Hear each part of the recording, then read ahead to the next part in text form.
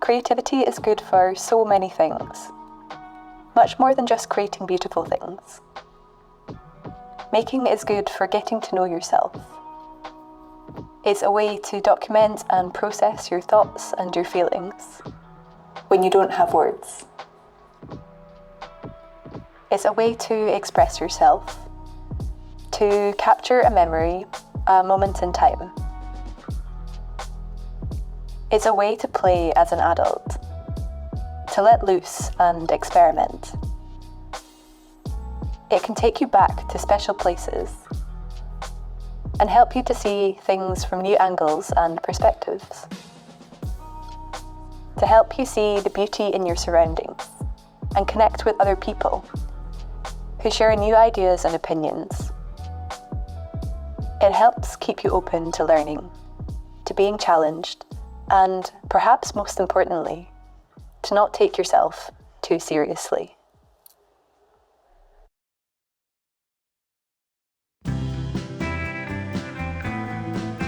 Making things has always been a central part of my life, a real need and a cornerstone, which has ended up shaping my life in all sorts of crazy ways I could never have predicted. I think that we all have the need to express ourselves, and that in turn makes each one of us creative. In this video, I wanted to share some thoughts on why creativity and making things for ourselves, first and foremost, is so important. I wanted to share some reflections on barriers that have held me back from making, and that I work through daily to be able to get on with it and make my silly ideas come to life.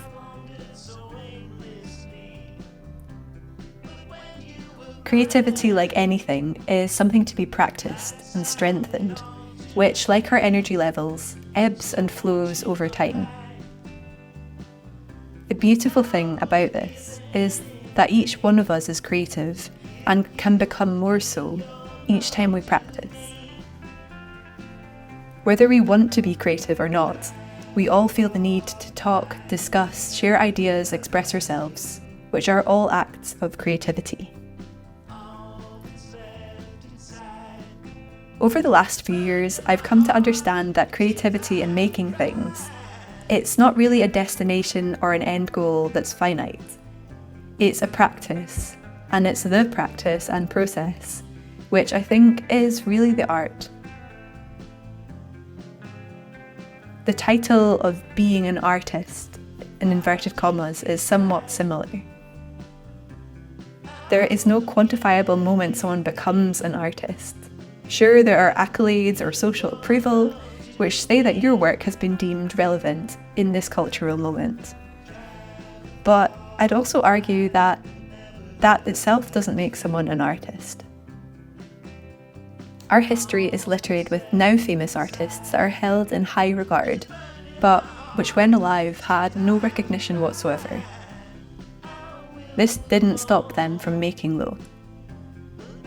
I wonder if it was the practice and the process for them too that kept them coming back to their craft time and time again.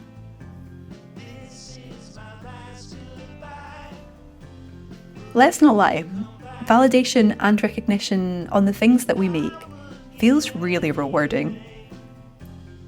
It makes us feel valued, that we are doing the right thing. Because let's be real, who here really knows what we're doing? When I make a video that reaches lots of people, or a little more than usual at least, I instantly want to make more like it. It's partially ego-driven. I want to make things that people value because that gives me a feeling of worth and satisfaction, that what I create can help people in some way. However, that is not enough of a draw to keep on making time and time again. Our egos are doomed to fall flat at some point, and it's the practice that brings me back time and time again. A love for the process of making the things, for myself first and foremost.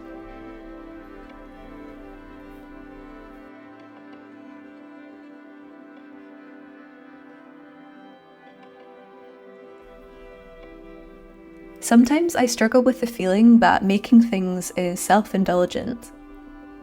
Sure, it's not directly helpful in the way that healthcare or emergency services are, but it does have its value.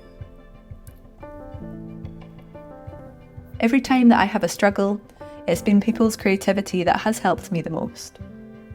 A building to feel safe in, a gallery to lose my thoughts, an album to feel things through. It's been the warmth of a conversation with a friend, the favourite mug I drink my coffee from, which makes each of my days a little bit better. I think I'm also able to help other people or be a supportive friend or a partner when I have some connection to myself. I'm able to connect with other people much better when my own relationship is stronger. And making things for myself has been the best way I've figured out how to do this, to get to know myself so that I can in turn connect with other people in a more meaningful way. This, of course, is always a work in progress.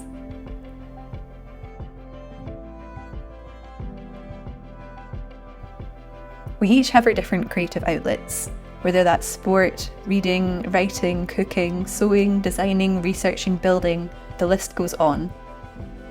We're each drawn to different outlets, which suit our personalities better, and also our forms of communication. I love painting because I get to tell stories as well as make them up, and to document and process how I feel. It's not quantifiable or verbal, but it's one of my favourite ways to communicate, even if I am just talking to myself.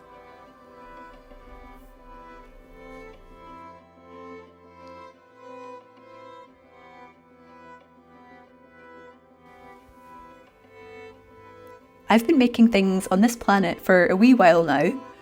Some things I might even say I got pretty good at. However, making and creating somehow never really gets any easier. With each skill that I practice and each thing that I try, the goalpost shifts a little further away, and the game is on again. The next thing appears, to learn, to try, to fail, to improve that, to experience, and it's that tension that draws me in.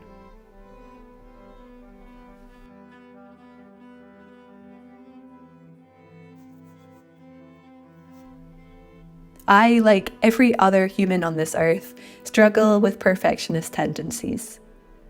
Making things is, in a way, an act of revolt against that mindset. Every time I go to make something new, I choose to embrace the fact that it will never become what I have had in my head. I hope that every silly thing that I make for myself helps me practice to step away from perfectionism and to embrace things as they are and as they become. I'll be practicing this every day of my life, and this, I think, drives me all the more to create.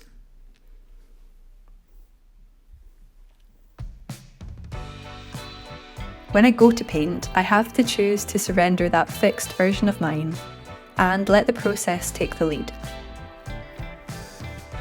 You see, I think it's really this feeling of curiosity that I love, and that I get to chase each time I let an idea be explored and brought to life in its own way.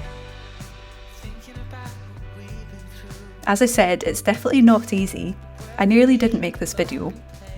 As soon as the idea came, I thought about the million other ways that I could create and communicate this story, with the equipment I don't have, sunlight that hasn't shone, shots I haven't time or ways or skills to film yet, and the list goes on. If you're watching this, then you're watching the choice that I did make to push past those noisy thoughts and just make it, embrace it in the ways that I can, with the thoughts that I have right now. It might not be the best thing I am capable of creating at this moment, but it exists now, it's here, and from it I'll have learned about another step towards making something even better next time.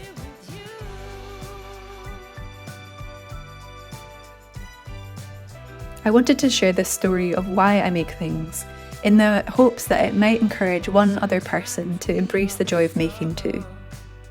It's one of the most meaningful, genuine and important things in my life that challenges me to be better, to be kind, to question and test, and honestly be humbled. With the prominence of social media and the self-inflicted judgment that can ensue from this, I worry that people are being held back or missing out on just giving themselves permission to start. The real joy of making lies in the process of doing the thing, and what you learn about yourself from the practice along the way. So if you do need to hear this, please just begin.